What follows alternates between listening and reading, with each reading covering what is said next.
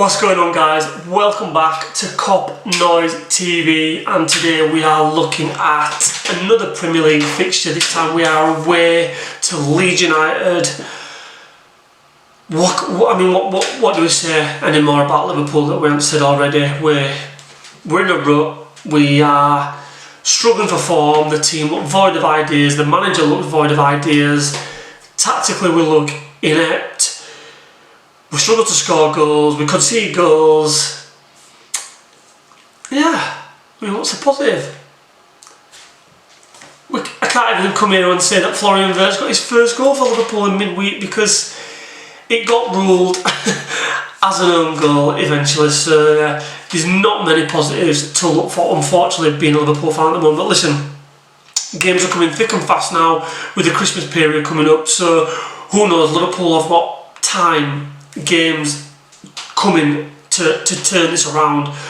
So I'm hoping that the more games that kind of keep coming at us, the better. And this is me being very optimistic right now. I know I have to look at it like that because otherwise I'll cry. I'll cry. So Leeds United currently where they're sitting in the league. Let's have a quick look. I tell you what, we'll come back to that. So currently Leeds United, they're not in great form really. They won at home against Chelsea the other night, and I've got to say, they played alright, to be fair. I mean, look, I only watched the highlights of it, but ultimately they seemed like they had a decent game. They created plenty of chances,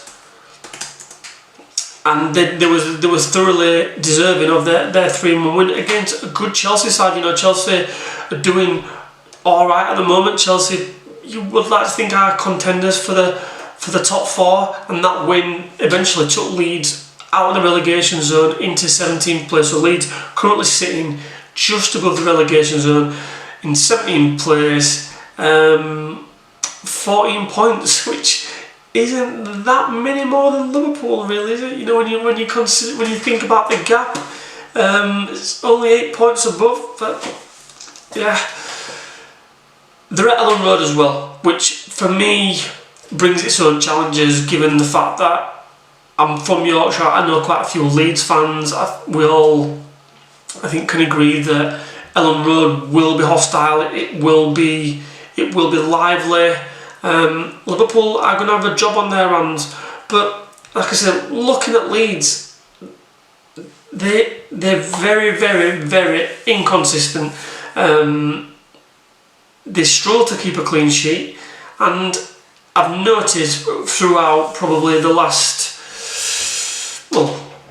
throughout all season really, Leeds struggle for a goal scorer. They brought Dominic Calvert-Lewin in to help them with that, but we all know Dominic Calvert-Lewin's best days are well and truly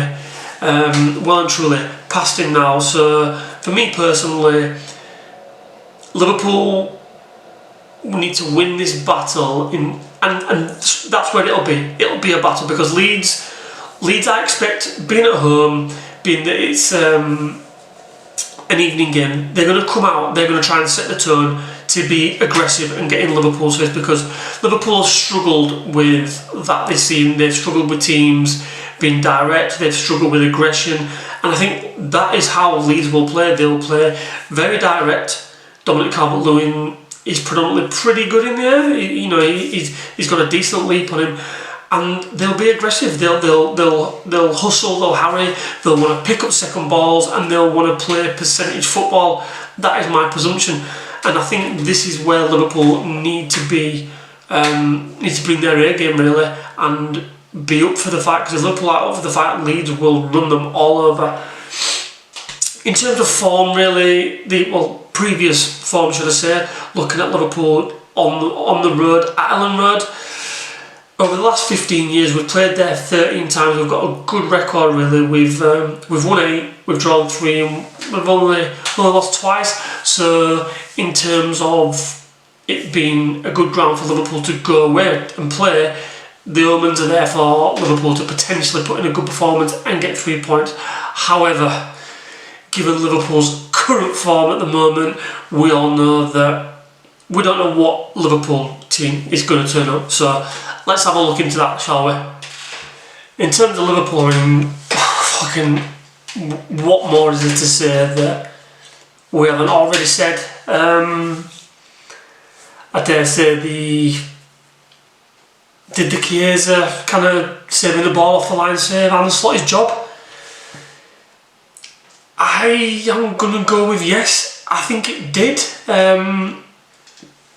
I think if we lose that game, Arne Slot's done at Liverpool. I think potentially we would have been looking at going in to the weekend's fixtures with another manager, and it seems bizarre to even think that, really, given that 6-7 months ago he brought us a league title, but ultimately that is I think that's the reality we're in now. I personally think that Arne Slot is potentially one game away, especially when you are looking at the fixtures similar to Leeds. Obviously we've got Leeds coming up, I'm kind of jumping ahead a little bit here, but Leeds coming up, Brighton coming up, Leeds again, Wolves. These are all fixtures that Liverpool, on paper, should be winning. I mean, the Brighton game would be a tricky game, but we're at home. You'd like to favour us. All these games that are coming up now for Liverpool up until the new year, we should be winning. And I think we're at a point now where, excuse me, but I think Arne Slot potentially is one game away from losing his job, and that's really sad. It's really sad to hear. I know some fans want him gone now. For those of you who watched any of my videos before, you'll know that I'm not that kind of fan. I don't like to bullet managers. I'd like to stick with my manager, but the team just are not performing, and we had consistent performers, I think, around August, September time. Those consistent performers within the team, I think, have now gone. And one player who I want to allude to, which I did on my instant match reaction from the other night, was Virgil van Dijk. To me, he needs to be setting the tone. He's our leader. He's our captain. He should be setting the tone for how this team play. He's had a player next to him who has been underperforming now for several months in Konate. And to me, given that when I played football, albeit at nowhere near a standard that Virgil van Dijk plays, I was a centre-back. I was a commanding centre-back. I used to talk to everyone, I used to talk to my defenders, I used to talk to my midfielders. I could see the pitch. And Van Dijk is a vocal leader, but he's trying to lead vocally, but to me he's not leading by example. And I'm alluding again, at the risk of repeating myself from previous videos, but he's making a lot of errors which I think are going unnoticed by fans, or a lot of fans are giving him a bit more slack than other players because he is Virgil van Dijk. And he gave away a penalty away at Brentford. He gave away a penalty at home against PSV with that ridiculous handball. The Man City game, there was a deflected goal where, I can't remember, it wasn't Bernardo Silva, I can't remember the player, but anyway, the deflected goal, a shot from the edge of the box. He didn't close down, he sticks a flimsy leg out, it gets deflected and goes in. I want to see Virgil van Dijk and Konate running out to defenders, closing them down.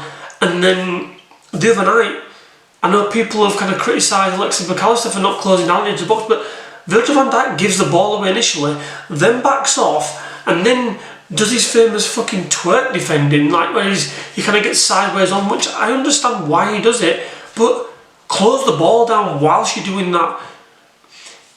You show defenders down at one side if they're maybe going down the channel or they're going down the wing.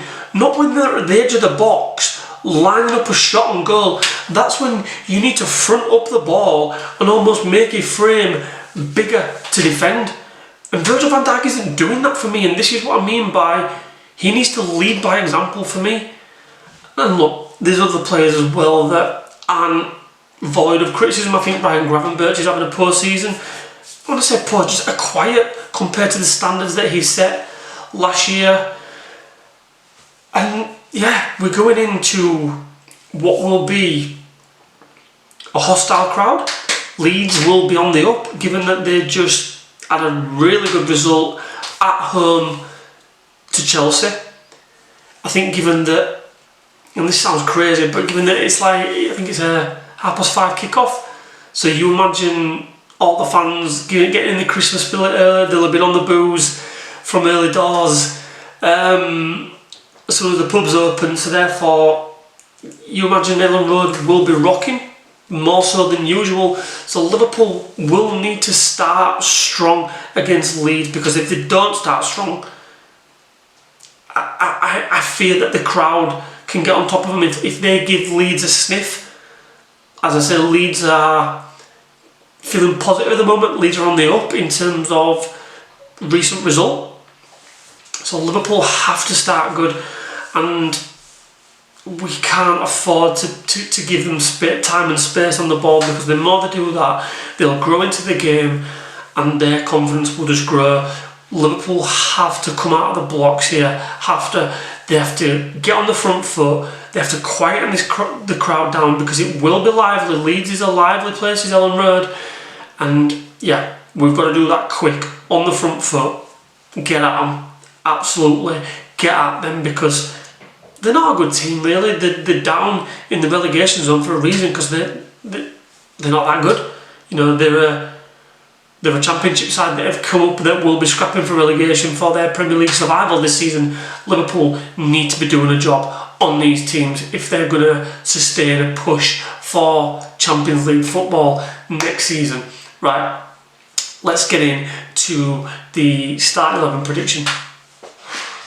So in terms of the starting 11, I don't think Arne Slot will do much changes really, if I'm being honest. I think that I think he's got a system now where there is only maybe a couple of places up for grabs at the moment. So start with the goalkeeper, of course. Alisson Becker is going to play in goal. In terms of right back, I've seen that Conor Bradley has been back in training since the beginning of this week, I believe. Do I think that Arne Slot will rush him back, given that Jeremy Frimpong is not back? No, I don't. I think Conor Bradley will probably, this will be a game come too soon for him. I think he'll continue with Joe Gomez on the right back. I think the two centre backs will kind of take care of themselves. Ibu Konate, Virgil van Dijk. Left back is one of the spots where, again, it's up for debate. Do you bring Kirkers in? Do you leave Robertson in? I think given the fact that Andy Robertson played in midweek, I think we'd then bring Kirkers back in, and I think that's what we'll do. And to me, I was a little bit disappointed that Kirkers didn't play in midweek, to be honest, because he had arguably his best game against West Ham. So you'd have liked to have thought that Slot would have wanted to give him some consistency, give him a run of games, give him fluidity within the team. So I was a little bit disappointed, but I think Kirkers will come back in, given that Robertson started in midweek. I think midfield he'll go with the same again. I think it'll be Ryan Gravenberch, Alexis McAllister and Dominic Szoboszlai. I can't see too many changes in there, although if it was me personally, I would take Alexis McAllister out of the team. I think Curtis Jones needs to come in there.